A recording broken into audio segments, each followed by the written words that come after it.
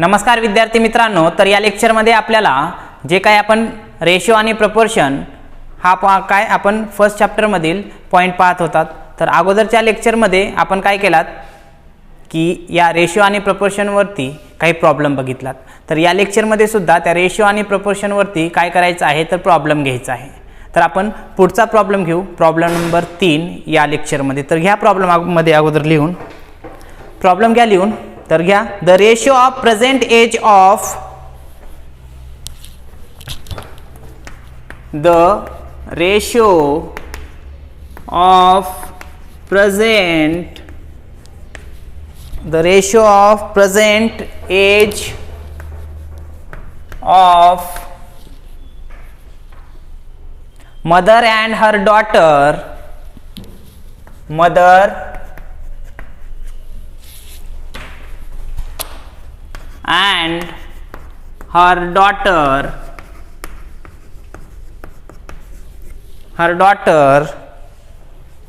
is attached 2 is 8:2.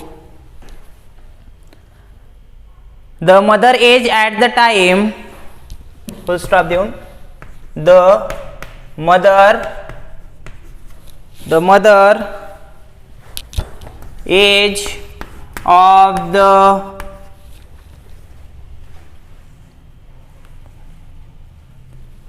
at है बरं का इथं, at the time of birth of the daughter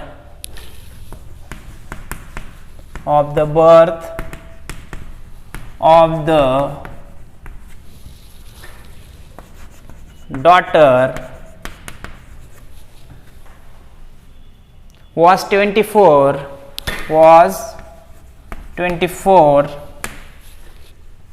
आणि फुल स्टॉप देऊन काय विचारले, फाइंड आउट दिअर प्रेझेंट एज. फुल स्टॉप देऊन लिहा, फाइंड आउट दिअर प्रेझेंट एज. असा प्रॉब्लेम दिलाय. काय म्हटले बघा, मराठीत सांगतो की आई आणि मुलींच्या वयाचं काय प्रमाण दिले, म्हणजे रेशो दिलाय. हे लक्षात कसा दिलाय, तर आईच्या आणि मुलींच्या वयांचा रेशो दिलाय 8:2. त्यासोबतच पुढे सांगितले की मुलीच्या जन्माच्या वेळेस आईचं वय किती होतं, 24 होतं. तर आज प्रेझेंट एज त्या दोघांचं काय असेल, त्या दोघींचंही, मुलीचं आणि तिच्या आईचं काय असेल हे विचारलंय. तर आपण बघू. मग घ्या, मग अगोदर इथं लिहायचं. मग सोल्युशनमध्ये सपोज कॉमा द्या, age is denoted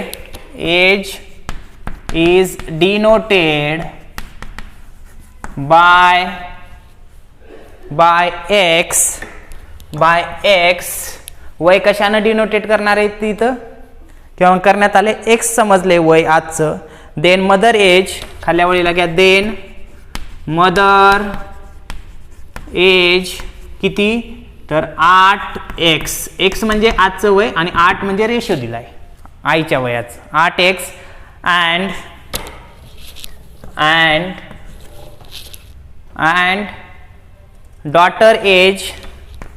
and daughter age किती दिले, 2x दिले बरं का. खाल्या वेळेला घ्या, मग being the difference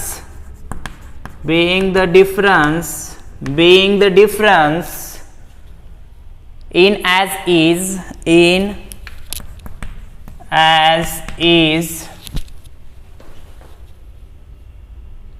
काय दिले, मग is as is given 8x दिले आईच्या वयाचं प्रमाण आणि मुलीच्या वयाचं प्रमाण दिले 2x, बरोबर, रेशो. आणि आजचं वय किती सांगितले, नाही, मुलीच्या जन्माच्या वेळेस वय काय सांगितले आईचं, 24. तर काय करा, मग 8x मधून 2x वजा करा, किती राहतात, 6x राहतात, बरोबर 24. x ला x, 24, हे 6x आहे. इकडं काय गुणाकारात आहे, पुढे जाऊन भागाकारात जाते. मग काय करा, x बरोबर 24 ला 6 न भाग घालून घ्या. तर काय साइन चौक 24 येईल, बरोबर 4 आलं. x ची किंमत आली. आता काय करा, x ची किंमत भेटली म्हणजे पुढे काय करा मग आता काढून घ्या वय. एज ऑफ मदर किती सांगितलं होतं 8x ना.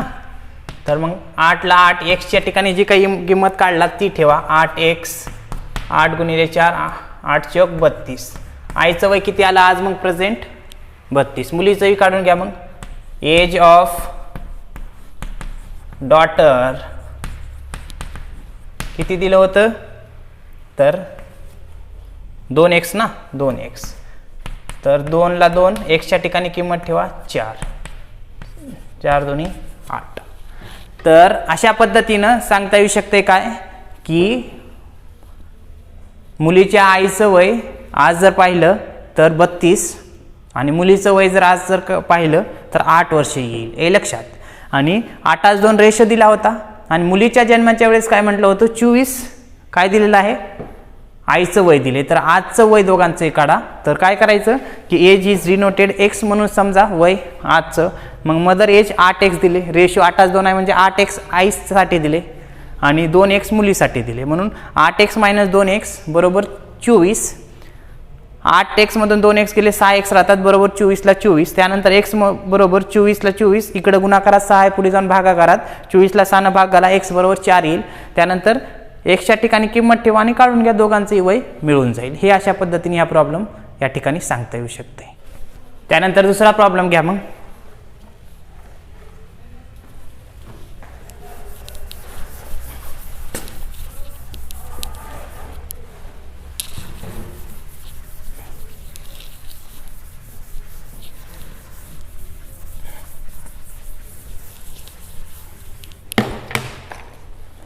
घ्या problem.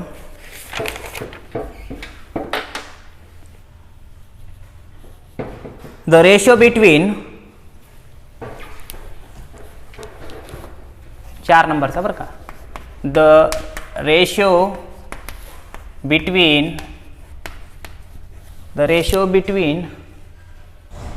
the age of father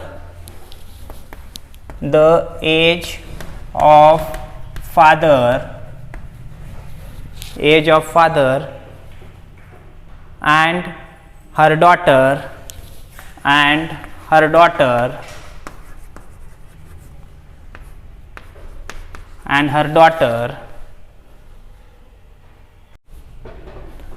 her daughter is 5:1 full stop if full stop देऊ ना 5:1 आहे full stop देऊन if the sum of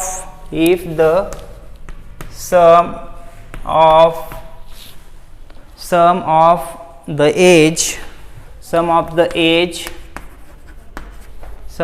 age yes लावा age are 48 years full stop find their age काय म्हटलंय की मुलगी आणि तिच्या वडिलांचं काय वयाचं काय दिलाय रेशो दिलाय कसा 5:1 दिलाय. आणि त्यासोबतच पुढे काय सांगितलंय की त्यांच्या वयांची बेरीज जर पाहिलं तर किती आहे 48. तर त्यांचं वय किती आज म्हणजे प्रेझेंट एज किती असेल हे सांगितले. म्हणजे फाइंड देअर एज म्हणजे त्यांचं वय काय असेल हे विचारले. तर मग बघा सपोज घ्या मग ह्याच्यात suppose comma age is denoted by x खाल्या ओळीला the father age is equal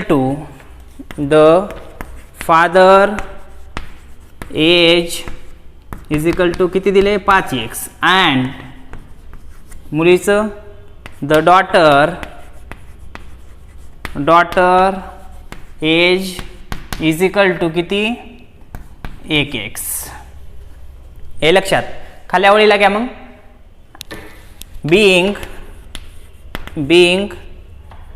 the difference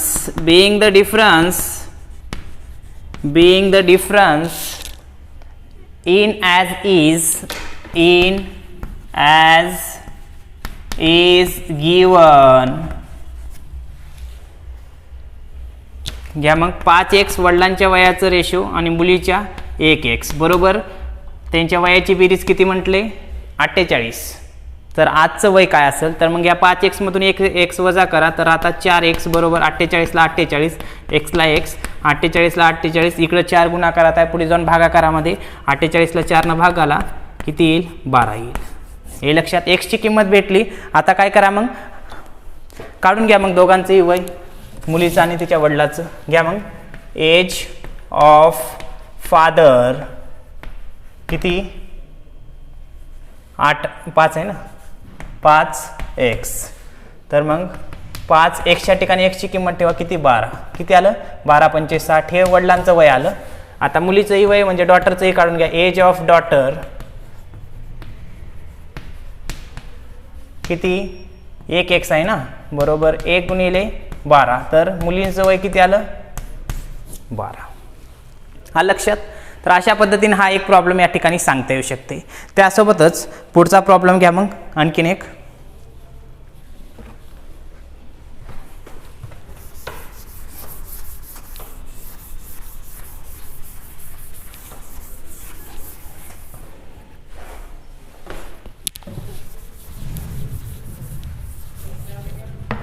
घ्या divide the number of divide 5 numbers बरोबर divide the number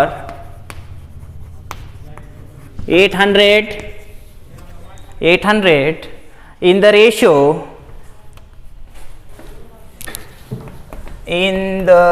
ratio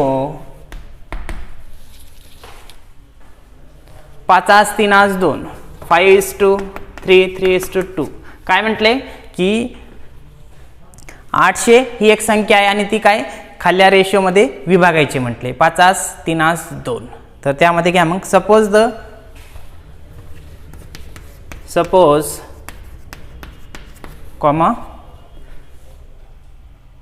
the x is a number समजा suppose the x is a number ती संख्या x समजा हे लक्षात मग घ्या सो first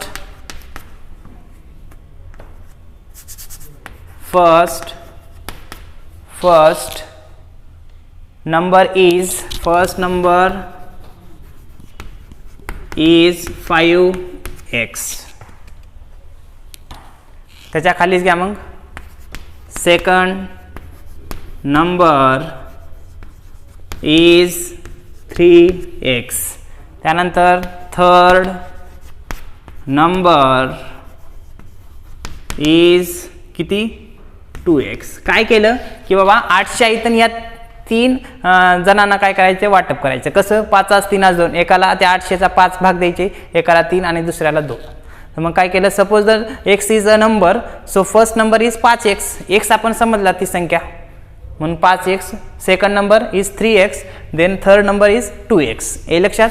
आता काय करा मग खाल्ल्या ओळीला 5x अधिक 3x अधिक 2x हे लक्षात बरोबर किती 800 आहे.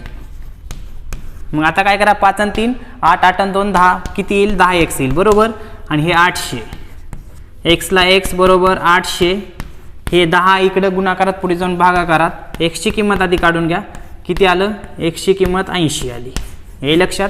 आता काय करा हे 80 पहिल्याला 80 गुणिले 5 करा दुसऱ्याला 80 गुणिले 3 तिसऱ्याला 80 गुणिले 2 करा त्यांना ते 800 रुपये आपण डिवायडेड सर्वांना विभागून देऊ शकतो. घ्या मग पुढे काय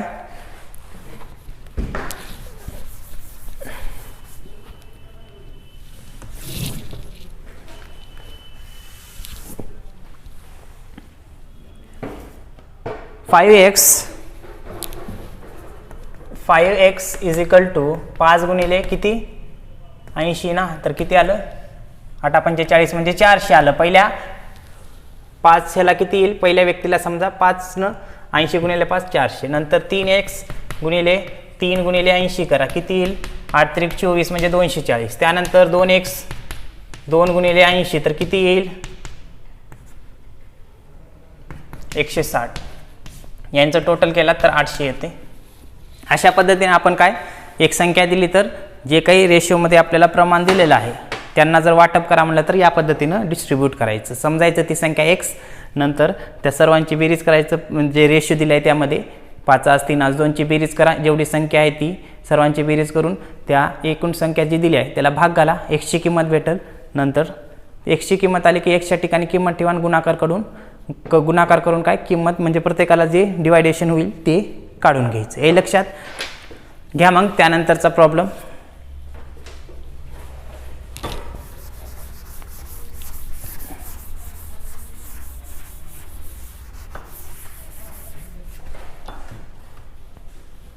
घ्या लिहून.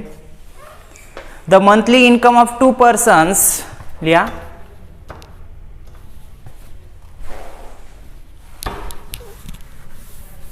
हे बी मोठ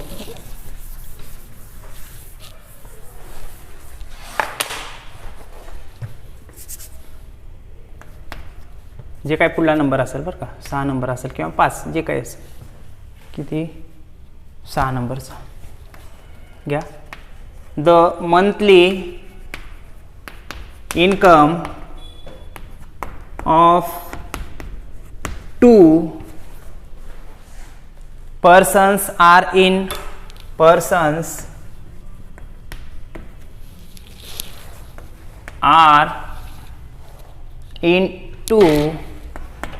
8/5. दोन व्यक्तीचं उत्पन्नाचं प्रमाण कसं दिले रेशोमध्ये 8/5 दिले. And their continue and their monthly expenditure are in the ratio expenditure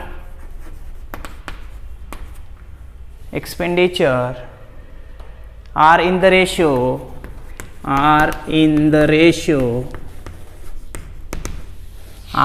ratio of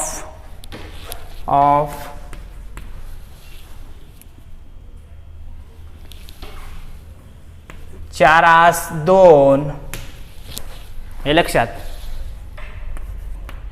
पुढे मग इफ each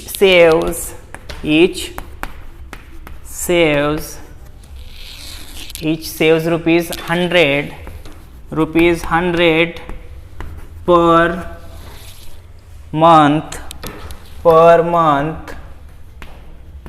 काय म्हणले मग पुढे find their monthly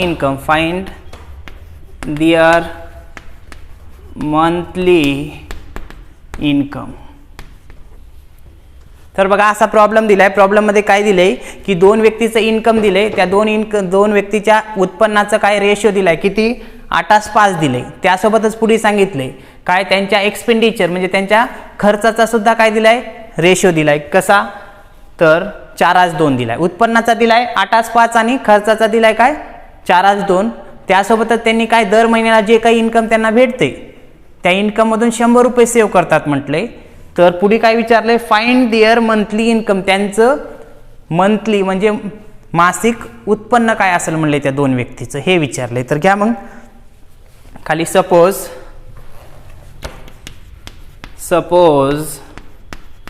कॉमा द्या.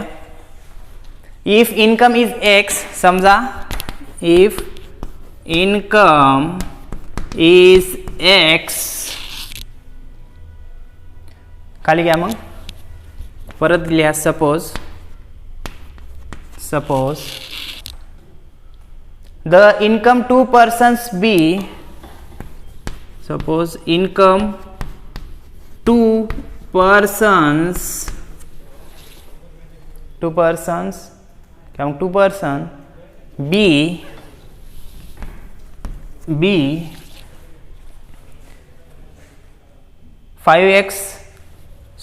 8x and 5x is equal to काय 8/5 दिलाय बरोबर त्यांचा रेशो. त्यासोबतच खाली घ्या मग एक्सपेंडिचर पण घ्या. Expenditure of the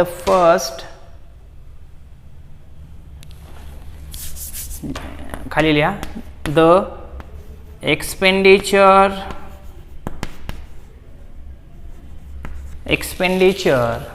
of two person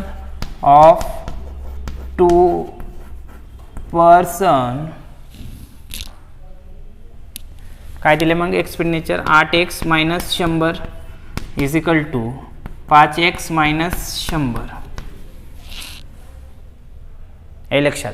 आता बघा इन्कम काय समजलं आपलं, इन्कम काढायचे म्हटले तर एक्स सम आपण मांडला, त्यासोबतच काय सपोज इन्कम 2%चं म्हणजे 8x दिले पहिल्या व्यक्तीचं आणि 5x दिले दुसऱ्या व्यक्तीचं रेशोमध्ये प्रमाण. त्यासोबतच काय खर्चाचा सुद्धा रेशो दिलेला आहे. काय म्हटले द एक्सपेंडिचर ऑफ 2%. आता बघा इथं काय दिले प्रॉब्लेममध्ये इन्कम काढा म्हणलंय, एक्सपेंडिचरचा रेशो दिलाय, त्यासोबतच सेविंग दिली आहे. मग समजा आपण जर 8x मांडलं एका व्यक्तीचं उत्पन्न, तर त्या 8x मधून त्यानं 100 रुपये सेविंग करत असेल तर राहिलेलं त्याचं काय 8x समजा 800 रुपये त्याचं उत्पन्न, त्याच्यामधून 100 रुपये त्यानं पर मंथला काय सेव्ह करते, तर त्याचा एक्सपेंडिचर किती आला खर्च 700.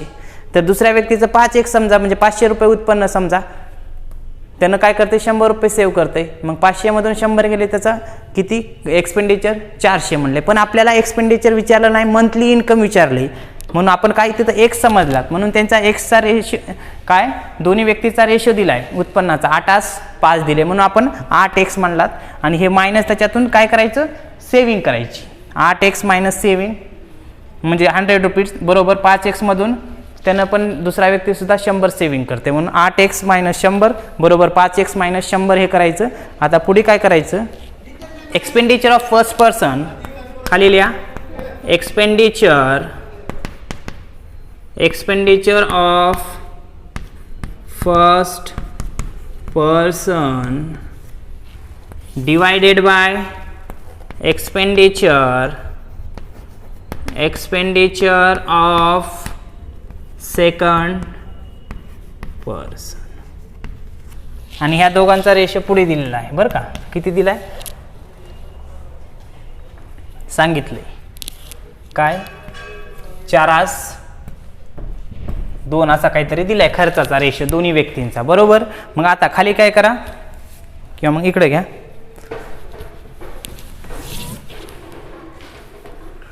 मग 8x मायनस 100 भागिले 5x मायनस 100 बरोबर रेशो काय दिलाय 4:2 दिला, म्हणजे 4/2 असं सुद्धा आपण रेशो लिहू शकतो. हे लक्षात बघा समजून घ्या. काय म्हटले इथं एक्सपेंडिचर ऑफ 2% म्हणले, मग उत्पन्न काढा म्हणले, आणि पण त्यांनी सेविंग किती करतात 100 रुपये म्हटले. मग आपण समजा उत्पन्न जर 8x समजलं तर त्याच्यातून सेविंग वजा करा, जे काही राहते ते एक्सपेंडिचर राहते, म्हणून 8x minus 100 divided by 5x minus 100. इथं दिले expenditure of first person divided by expenditure of second person. मग इथं 8x minus 100 divided by 5x minus 100 आणि खर्चाचा रेशो दिलाय 4:2 बरोबर. आता असं लिहून घ्यायचं, त्यानंतर काय करायचं तिरकस गुणाकार करून घ्या मग गुणाकार 2 काय करा 8x मायनस 100 ला गुणा, त्यासोबतच 4 काय करा 5x मायनस 100 ला गुणा घ्या मग गुणाकार करून. 2 8 ला गुणलं तर 8x येईल, 2 8x ला गुणलं, त्यासोबतच 2 100 ला गुणलं तर किती येईल 200, त्यासोबतच काय 4 5x ला गुणा तर किती येईल हे बरोबरच्या पुढी 5 20 म्हणजे 20x, त्यासोबतच 4 100 ला गुणा तर किती येईल 400 घेतलात. आता काय करा x चे पद एका साईडला घ्या आणि राहिलेल्या संख्या एका साईडला. मग घ्या 16x ला 16x हे 20x बरोबरच्या पुढे प्लस मध्ये आहे, अलीकडे आल्यानंतर मायनस होते म्हणजे काय 20x मायनस 20x. त्यानंतर पुढे मायनस 400 जशाला तसं, इथं मायनस 200 आहे, बरोबरच्या पुढे जाऊन काय होईल प्लस 200. आता इथं काय करा वजाबाकी करा, मग x च्या पदामधून वजा करा, दोन्ही x आहेत म्हणजे इथं वजाबाकी होत्या प्लस मायनस आहे, म्हणून मायनस 20x मधून 16x वजा करा, राहतात किती मायनस 4x राहतात बरोबर. इकडं मायनस 400 मधून प्लस 200 वजा करा, किती राहतात तर मायनस 200 राहतात बरोबर. आता काय करा मग हे मायनस कटून टाका इथंच, हे लक्षात. आता मग इथं काय राहिलं 4x, इकडे काय राहिलं 200 बरोबर. x बरोबर हे 200 हे 4 इकडे काय गुणाकारात आहे पुढे जाऊन भागाकारात जाते, मग 4 एक्सनं एक्सची किंमत काढून घ्या. मग 200ला 4नं भागा, किती येते बघा. एक्सची किंमत 50 येते का बघा. 200ला जर 4नं भागलं तर 50 येते का बघा. आलं. आता काय करा मग, हे 50 गुणिले 8 करा, पहिल्या व्यक्तीचं मंथली इन्कम भेटेल. हे 50 गुणिले 5 करा, दुसऱ्या व्यक्तीचं मंथली इन्कम मिळून जाईल. आपल्याला मंथली इन्कम विचारले. मग खाली घ्या.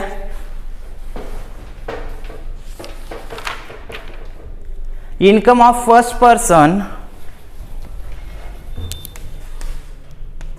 इन्कम ऑफ फर्स्ट पर्सन किती दिले, 8x दिले बरोबर. मग 8 गुणिले किती, एक्सची किंमत किती आहे 50, म्हणजे 8×45 म्हणजे पहिल्या व्यक्तीचं मंथली इन्कम किती आलं 400. त्या 400 मधून त्यानं काय 100 सेव्हिंग करत आहे मंथली सांगितले, तर त्यानं एक्सपेंडिचर किती आलं पहिल्या व्यक्तीचं 300. त्यानंतर खाली घ्या. इन्कम ऑफ सेकंड पर्सन किती दिले, 5x दिले बरोबर. घ्या मग 5 गुणिले एक्सच्या ठिकाणी एक्सची किंमत ठेवा 50, म्हणजे किती आलं 5×5=25, म्हणजे दुसऱ्या व्यक्तीचं उत्पन्न मंथली किती आलं 250 आलं. हे लक्षात. तर अशा पद्धतीनं हा प्रॉब्लेम या ठिकाणी सांगता येऊ शकते. काहीच सांगितलं नाही या प्रॉब्लेममध्ये की 2 व्यक्तीचं उत्पन्न दिले बरं का, म्हणजे उत्पन्नाचं प्रमाण खर्चाचं प्रमाण दिले, 100 रुपये सेव्हिंग केली जाते म्हटले, तर त्यांचं पर मंथ किंवा मग प्रत्येक महिन्याचं उत्पन्न काढा म्हटले, तर अशा पद्धतीने या ठिकाणी काढून घ्यायचं. या ठिकाणी हा एक प्रॉब्लेम सांगता येऊ शकते. त्यानंतर काय 2-3 प्रॉब्लेम घरी करण्यासाठी दिलेले आहेत प्रॅक्टिससाठी, असेच आहेत, तर ते लिहून घ्या लगेच नोट डाऊन करून. लिहून देतो, फक्त त्याचं सोल्युशन तुम्ही करा.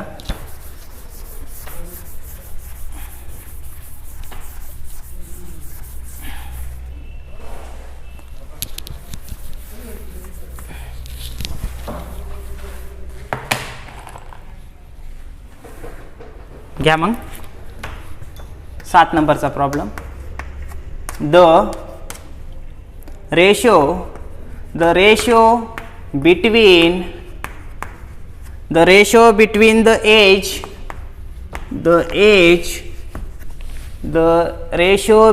the age of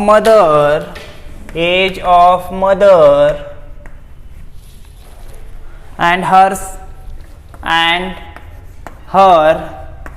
son, son son बर का, is 53 फुल स्टॉप देऊन if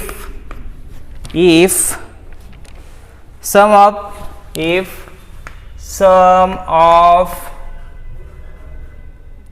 the age are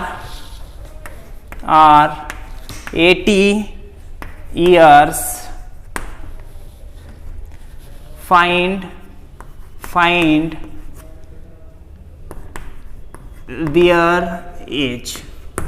हे एक दिलाय प्रॉब्लेम. दुसरा एक घ्या. 3 प्रॉब्लेम दिलेत घरी म्हणजे सोडवण्यासाठी. घ्या मग. The ratio of present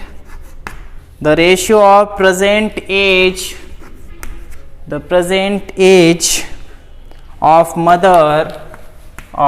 mother and son is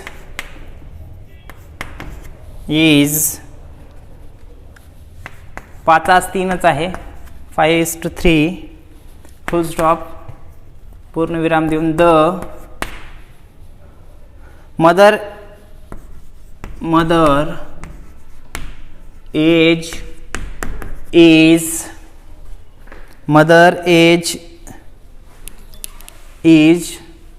the mother age एवढंच लिहा.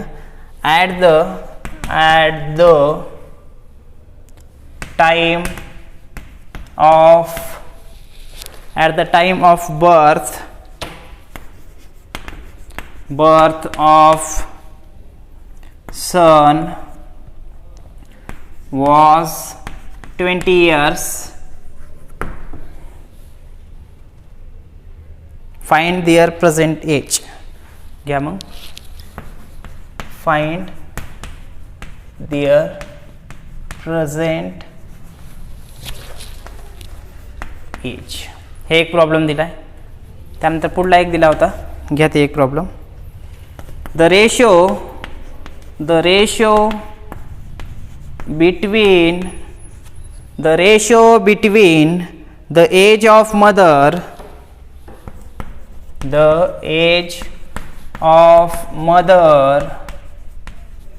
and son is 5:2, full stop, if the sum of their age, if the sum of their age is 42 years, full stop, find their age.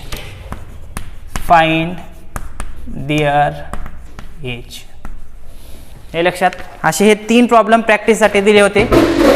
तर बघा मग काय दिले पहिल्या ह्याच्यामध्ये, की आईचं आणि मुलाचं वय दिलेलं आहे आणि त्या आईच्या आणि मुलाच्या वयाचं काय रेशो दिलाय, कसा 5:3 दिलाय आणि त्यासोबतच त्यांच्या वयांची बेरीज जर 80 वर्ष असेल तर त्यांचं काय आजचं वय किती हे विचारले. हे लक्षात. असा प्रॉब्लेम घेतलाय डॉटर आणि फादरचा, तुम्ही सोडू शकता. त्यानंतर दुसरा दिलाय काय, the ratio of present age of mother and sons is 5:3. आईचं आणि मुलाच्या वयाचं चालू वर्षाचं काय रेशो दिलेलं आहे 5:3. त्यासोबतच आईचं मुलाच्या वया म्हणजे मुलाच्या जन्माच्या वेळी आईचं वय किती होतं, 20 वर्ष होतं. तर दोघांचंही वय किती म्हटले. तिसरा प्रॉब्लेम काय सांगितलाय, the ratio between the age of mother and son 5:2 दिलाय त्या रेशो आईच्या आणि मुलाच्या वयाचा. त्यासोबतच पुढे काय सांगितले, त्या दोघांच्या वयाची बेरीज जर 42 असेल तर त्यांचं वय काढा म्हटले. तर आपण जसे अगोदर प्रॉब्लेम घेतला तसेच आपल्याला या ठिकाणी याचं सोल्युशन पाहिजे आहे. तर तुम्ही हे व्यवस्थितरित्या सोडवा. पुढल्या लेक्चरमध्ये आपण नवीन प्रॉब्लेम घेऊ. Okay, thank you.